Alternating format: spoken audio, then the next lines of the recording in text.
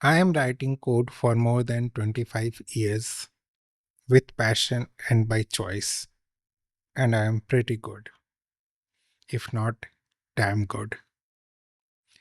Now, in the age of lots of information overload about how good the AI agents are and internet is flooded with their capabilities, I really felt that I am in a much better position to look at them and see if all the things being talked about them it's really so or there are some other dimensions to it. And I really didn't wanted to jump into this bandwagon so quickly and show you something which I'm not gonna use in the real world. So over the past few months, I decided to experiment with Gemini, GPT, Cloud A, Copilot, and Jetbrains Junie. I experimented with all these AI using them directly as well as in the agent mode and decided to build something. And whatever I'm going to tell you here is purely what I have experienced while building them. Now, before I start sharing my experience, I have to be honest with you. When big people came around and say that there is something that is going to replace me, I never bought that particular thought process or idea. Because I believe that the people who are coming on camera and saying about all these things are not the coders or programmer. I'm even not sure when was the last time they really did something or created something or written code for something. That's my personal assumption. I may be wrong, but that's what it looks like. And of course, when I was experimenting with these models and agents, I knew that I had a bias against them. So I kept that bias in check while experimenting with them because I wanted to tell you what they are exactly based on my experience. So this could be as neutral as any rational human can get, but I'll leave the decision to you what you think about it. So over the past few months, I decided to create some kind of usable backend systems and application which has a simple front end just to visualize the data, but in the back end, it was a full fledged system which looks into an API call, goes to a particular database, fetch specific set of records, take some actions on a specific set of data based on the API parameters, process that and store it in a different database and store it in multiple formats. I wrote the same thing to all AI agents saying that I want this to the best possible way. I had nothing. I just wanted to start with this. And to my utter surprise, in less than 10 minutes, I had something for which I have to say, wow. It's not only a skeleton, it's pretty much 90% a full fledged application which is doing something. I had to change a few things in API parameters and passing the credentials of my databases and seeing it everything work in just 10 minutes was something really amazing. And I'll be honest, that was the moment I really thought that, oh, wow, maybe I'm gonna be replaced. And if you ask me to score this particular moment, the output coming out of pretty much all the models and the AI agents, I'll give it 10 out of 10. It was amazing. And it was really an amazing experience to see so much of code in just less than 10 minutes. It's difficult for me to express the feeling which I got at that moment of time. And the code was huge, and I wanted to understand the logic exactly. And I asked my AI agents to write a document for me about the algorithm, write a MD file for me. And to my, surprise, they did it pretty well. And if I just take the algorithm that is written and put it in another AI which generate images out of your text, it was just amazing. Pretty much everything was clear that how the data is flowing, what's the algorithm being invoked, and how it is used. So in that sense, also understanding the code which AI itself has written and generating a README file out of it, pretty much 10 out of 10 here also. So, this was the starting point, and I thought that maybe within a day itself, I will be able to complete the whole application with this kind of performance. And I started giving some more instruction to the AI, and this is where things started to go south. Now, there were few cases where I wanted to segregate the state between different set of data I am getting. I didn't wanted to do any action on one set of data which gonna impact another set, which means I have to create a two different set. When I tried to do that with AI, somehow it was not working. I tried to repeat the instruction multiple times, but somehow something else was happening, not exactly what I was checking. Giving it a benefit of doubt, I really thought that, my English is not good. I'm not able to communicate clearly what I want to tell the AI agent. So I went to a student who is learning English literature, and the student was very good in English. I went to that student and I asked, "This is what I want. What is the best possible way to write that in English?" The student gave me two to three different ways of writing the same thing in English. And I did put those two to three things, but somehow, it was able to understand a few things, but it broke what was working earlier. So, what I decided is that, since I know the code and I know how to build those different set of states, because this is not something I'm doing it for the first time, I gave it a benefit of doubt and I went ahead and did the code changes myself. The next stage was to create multiple set of states where some of the states will be linked, which means if you are in one particular selection state, the other selection will be disabled. And pretty much all the agents managed to do it. Wow, right? But I didn't say wow over here because it just removed the fix which I did for the previous step. And it was not easy to get back just by saying Control Z, okay? Because the fix which I did was in two files and that was gone. And which means the feature which I have fixed was not working, and all the state related information sharing that was built was gone for toss. It was not at all working in the way I expected it to work. Asked my AI agents to go back and revert to my changes.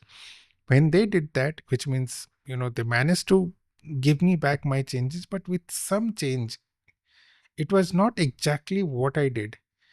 It was something extra than what I actually did. Looks like it had refactored also, and it happened with couple of agents. I don't remember exactly who were those two, but this is video is not about analyzing that one particular agent against another. So I'm not gonna take a name on that. And this is the point I realized that if you are someone who doesn't know how to code, who doesn't understand the code, maybe as long as things are going smooth for you, you are all okay. But as soon as you are gonna stuck, and which you will, because you know what you want, you know what your customer is gonna look for, you know how the human will react by looking at something, all the context will not be available to the AI agents. They are just, you know, look at what those LLMs or AI agents are. They are just transformer based probability machines. They'll just look for whatever matching the most probable answer for the prompt you have written, the questions you have written, the so called specifications you have written. And mind you, my program was not complex. It has gone through a point where I decided to do it on my own. Okay. And after that, the biggest problem was if I asked another feature or functionality to the AI to implement it in my code, there was no guarantee that it's not going to change or unfix my own fixes. It may very well change the code which I had written. And when I reached into a stage where the software was complex and I couldn't afford to, intentionally or unintentionally get my code changed so that some of the feature which I have implemented is not working, it was more and more difficult for me to make use of the AI agent. And many of the places where I understood the things, I went ahead and wrote the code. Of course, there were some autocomplete things that keeps on coming, but it was not something which I could rely on. So, based on this experience, I was going towards a conclusion that I mean, it's good to start with, but may not be gonna very good for in writing production level code. And I knew that being a programmer for 25 years, I would have a bias. So I decided to get rid of bias and give it one more chance and thought of this as a tool, the AI as a tool. And what I did, instead of giving everything to my AI agents, I broke my problem statement into smaller chunks. And I took one small problem and talked to the AI and agents. So if you talk to the agents about smaller chunks of independent problems, they performed pretty well. And I'll give, close to 8 out of 10 in that. And what I did is that I looked into those small solutions and started fitting into my big solution. And that worked relatively well. So if you do something like this, which means you need to know how the code works, you need to know how to program. And in this kind of scenario, I can very well give it, overall 6 out of 10 for completing your own applications with uh, the help of AI and agents. Now, here is my conclusion based on my own experience. It's a tool. Tool is not my replacement. Tool is my assistant. And without me, it has no soul, no understanding, no context to what to do about it. And now many of the people have understood this, and now they are trying to make sure that you build all the context in English language and you give all the instructions properly, where you can create a specification in a better way so that your code can, or sorry, your AI agent can understand, your copilots can understand things in a relatively better way. And if you have to change something, you change the specification, which means it will be keeping the context and it should give you better results. I haven't tried that particular specification based, code generation. It may turn out to be relatively better, but I don't have much hopes from this particular way of doing things, because now people are going to say that things are not happening because you don't know how to communicate. Maybe if you have written any production level code, you know that once you get into the things, once you get your hands dirty, you understand it better. It's not possible that you write the specification and forget about it, because the specification, many of the specification changes comes because of your experience of writing code and understanding what's going on internally, especially if it is not a user related specification like the API should look like, but it's all about your core implementation, right? It will not be, I don't think, based on my experience, that you will be able to do your core specification implementation just by writing it. You learn because you get your hands dirty. If you don't, you don't learn. Now, here is what my take is: AI as a tool increases my speed, but I should know what I want to do. You have to be a good programmer to be able to actually increase the speed.